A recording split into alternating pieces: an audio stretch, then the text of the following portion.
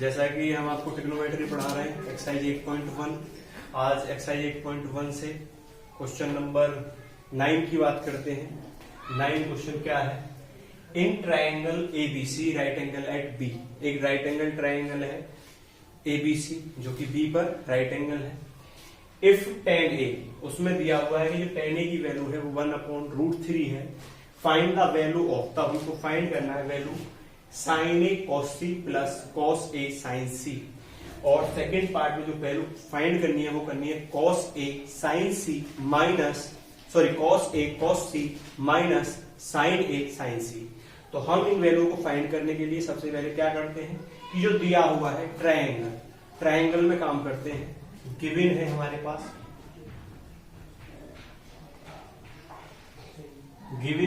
Pass, triangle ABC right angle at D। एक ABC triangle है जो कि B पर राइट एंगल है, B पर राइट एंगल है। अब इसमें दिया हुआ क्या है? गिवन और भी क्या है हमारे पास? और गिवन जो है वो है tan a equal to 1/√3। tan a की वैल्यू दे रखी है 1/√3। अब यदि हम देखें पंडित बद्री प्रसाद हर बोले से, तो जो tan की वैल्यू होगी वो परपेंडिकुलर अपॉन बेस होगी। परपेंडिकुलर जो होगा वो 1 होगा और बेस जो होगा वो √3 होगा, लेकिन वो एंगल ए के लिए होगा।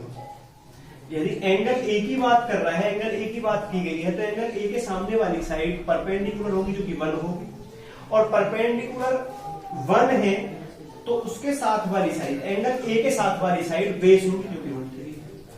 तो यहां पर आपको ये पता लगा कि क्योंकि ये बी पर राइट एंगल है तो उसके सामने वाली साइड हाइपोटेनियस है, वो आपके पास नहीं है।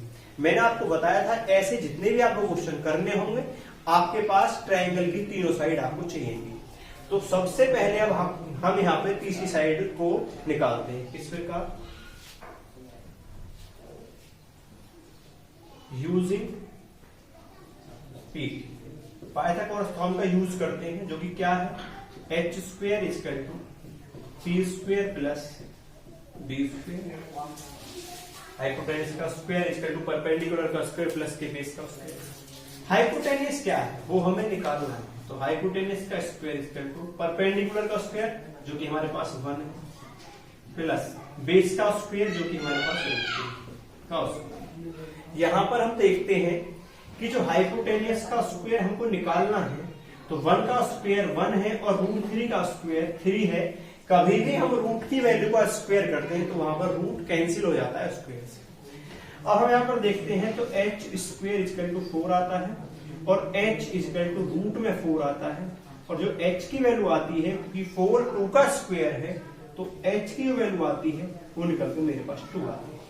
हम यहां पर देखते हैं कि हाइपोटेन्यूस जो है हमारे पास 2 है। अब हमको जो वैल्यू फाइंड करनी है वो वैल्यू फाइंड करनी है फर्स्ट पार्ट से, sin a cos c, sin a cos c।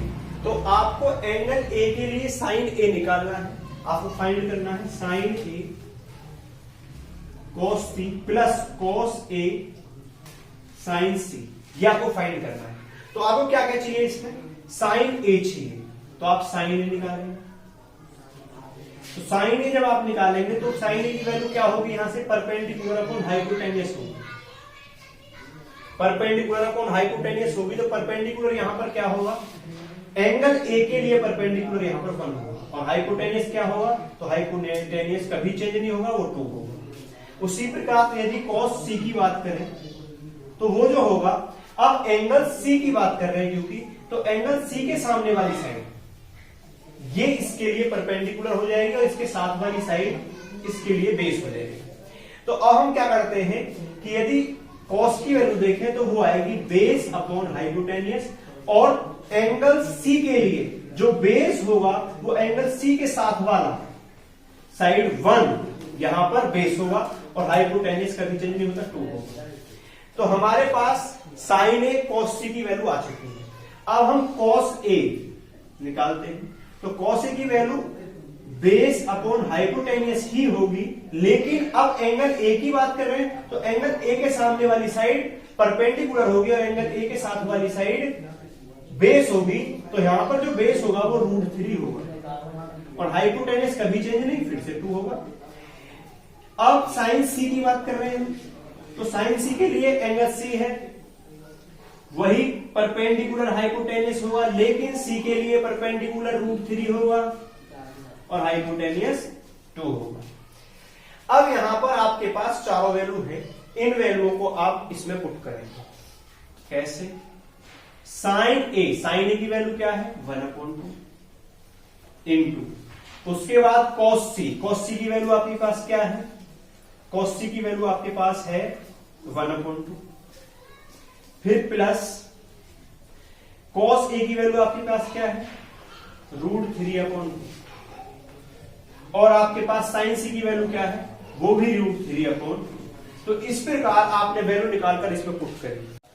यहां पर हम देखते हैं 1 की मल्टीप्लाई 1 में करते हैं तो 1 आएगा, 2 की मल्टीप्लाई 2 में करेंगे तो 4 आएगा, प्लस जब हम रूट की एक जैसी संख्याओं की मल्टीप्लाई करते हैं, जैसे कि हम √a की मल्टीप्लाई √a में करते हैं तो यहां पर जो आता है निकलकर a आता है। इसी प्रकार हम यहां पर जब मल्टीप्लाई करेंगे √3 की √3 में तो 3 आएगा और 2 की 2 में करेंगे तो 4 आएगा। यहां पर डिनोमिनेटर दोनों की सेम है तो डिनोमिनेटर सेम होने पर हम एक बार डिनोमिनेटर को ऐसे ले सकते हैं और यहां से हम देखते हैं कि ऊपरले वाली वैल्यू के बीच में ऐड है तो हम यहां पर इन दोनों वैल्यूओं को ऐड कर देते हैं। तो 1 और जो 3 होगा वो 4 हो जाएगा, 4 से 4 1 टाइम कैंसिल होगा।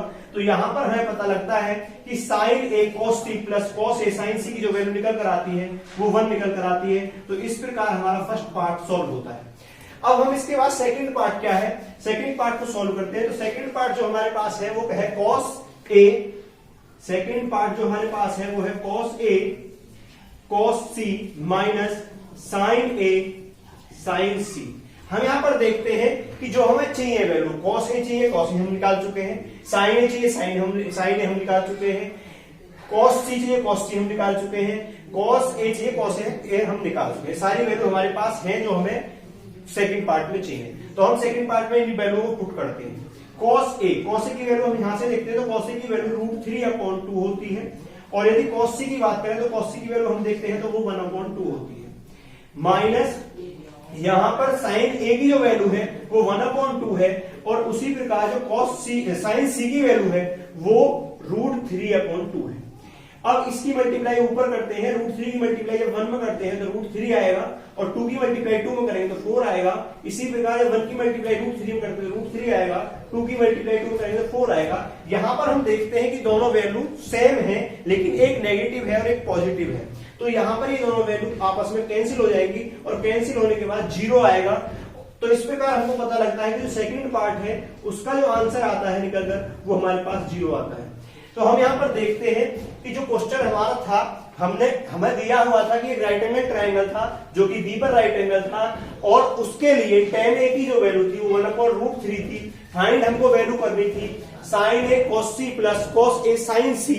इसी प्रकार सेकंड पार्ट करना था cos A cos C minus sign A sign सी। तो हमने क्या करा, हमने यहां पर जो वैल्यू दे रखी थी tan a की वो ले ली। लेने के बाद में हमने देखा कि जो tan a है वो पंडित बद्री प्रसाद हर बोले से परपेंडिकुलर अपॉन बेस है। तो हमारे पास यहाँ पर एंगल a के लिए जो बेस होगा वो √3 होगा और जो एंगल a के लिए परपेंडिकुलर होगा वो 1 होगा। तो यहां से हम देखते हैं कि हमारे पास हाइपोटेनियस नहीं और हम हाइपोटेनियस निकालते हैं यूज कर पाइथागोरस थ्योरम को। फिर वहां से हम जब वैल्यू निकालते हैं तो हमारे पास ट्रायंगल की तीनों साइड होती हैं।